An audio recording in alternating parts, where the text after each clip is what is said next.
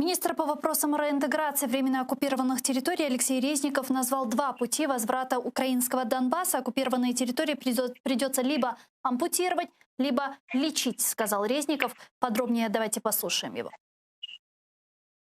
Нам головне не взяти його назад, як онкопухлину, з якою ми не знаємо, що робити. Але ми розуміємо, що у нас є два варіанти. Це хворі території, ментально в тому числі. Є варіант резекції повної, ампутації або лікувати. Я за терапію і повне відновлення нашого організму.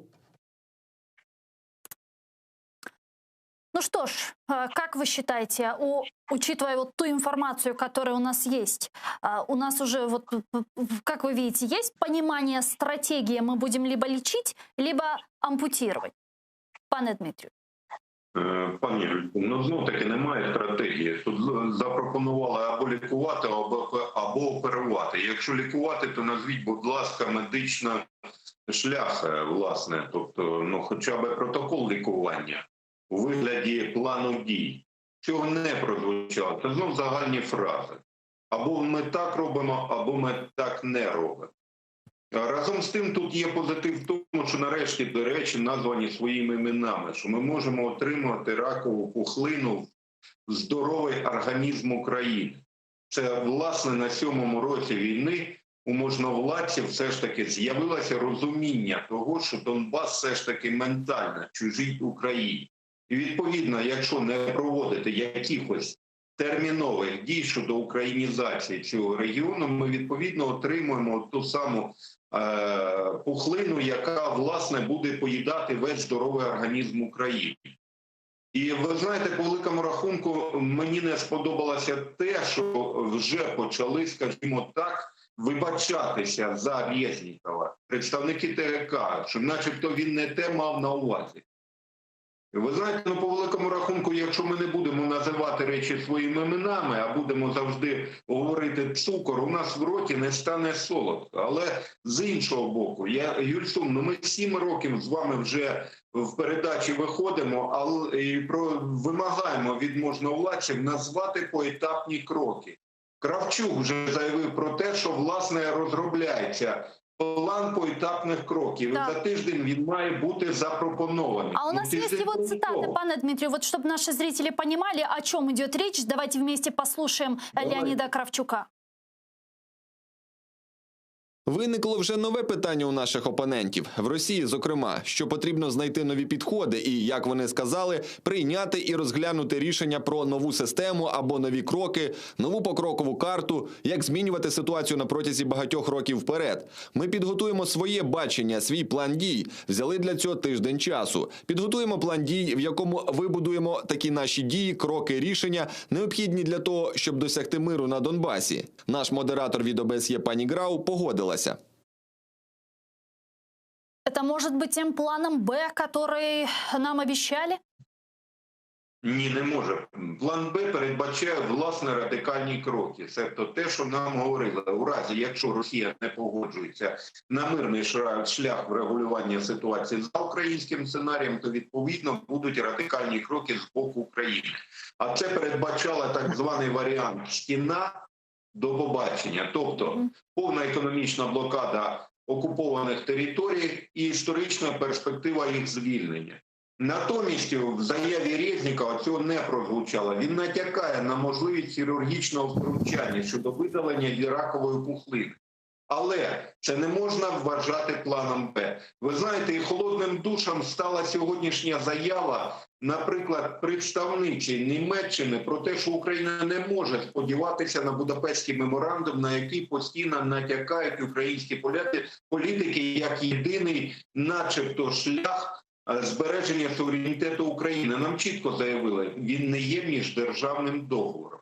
Себто будь-які посилання на західних партнерів як гарантів нашої територіальної цілісності, вони не витримують критики. Нам пропонують створити, власне, свою українську, ну, скажімо так, пропозицію щодо врегулювання ситуації. Її немає, Юльсум. Я вже втомився говорити. Ви пам'ятаєте наш останній ефір з паном Гармашем? Коли, власне, прозвучало, я йому запропонував пропозиції, слушні пропозиції, натомість реакція пана Гармаша мене здивувала. Про це не можна говорити в прямому етері.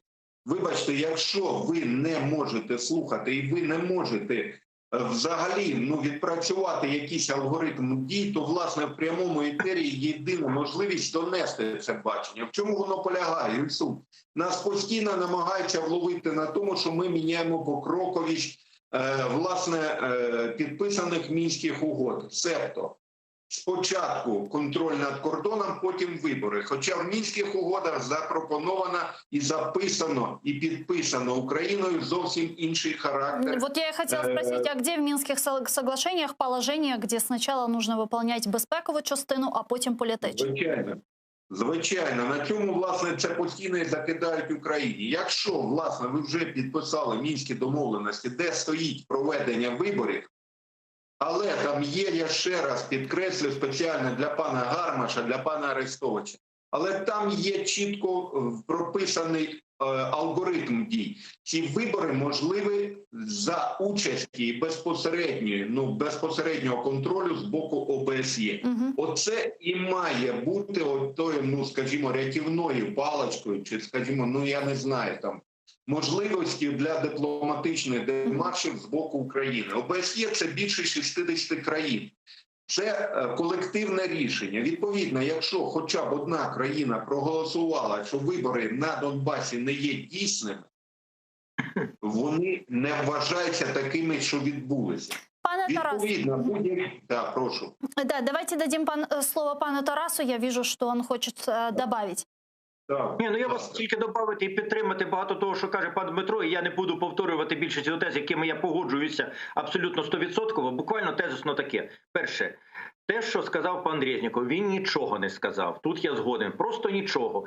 Позиція про те, що ми взагалі відкидаємо Донбас, і ми його не знаємо, не хочемо знати, вона вмерла разом з відходом з політичної арени такої партії, як «Самопоміч» Андрія Садового. Більше ніхто не ставив цього питання на порядок денний. Так званий план «Б», він не є рятівнимкою, ми ставимо там стіну, тому що Росія буде серед неї лізти, і перти, і воювати, і вбивати, і обстрілювати. Тому це не є порятунок. Але план «Б» може мати якийсь варіант на далеке майбутнє, просто як запасний. Що стосується тих всіх заяв, які сьогодні відбулися, останнім часом відбулися. Так само, що і в Кравчука, там немає ніякого пояснення, що він збирається вкладати в цей план. Нічого нема.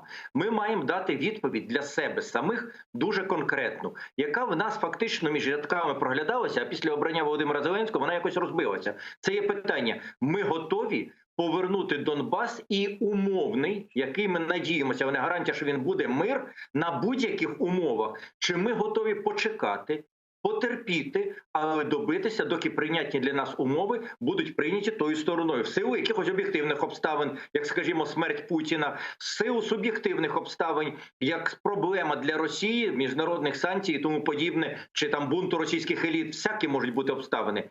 Я вважаю, що оце розмиття, що ми повернемо, там він це говорить про мир, але миру я не бачу, щоб це приносило, але ті слова Зеленського, вони дали надію Путіну, що ми будемо готові піти на дуже великі поступки за те, що він верне нам Донбас і перестане стріляти. Згадаємо, знаєте, Володимир Зеленський був чесний один раз в своїй промові під час інавгурації. Він сказав, що я готовий за мир на Донбасі, фактично можемо читати повернення Донбасу, заплатити будь-яку ціну, крім одного пункту – відмови від території. Тобто він підтвердив, що він формально ніколи не скаже, що Крим російський.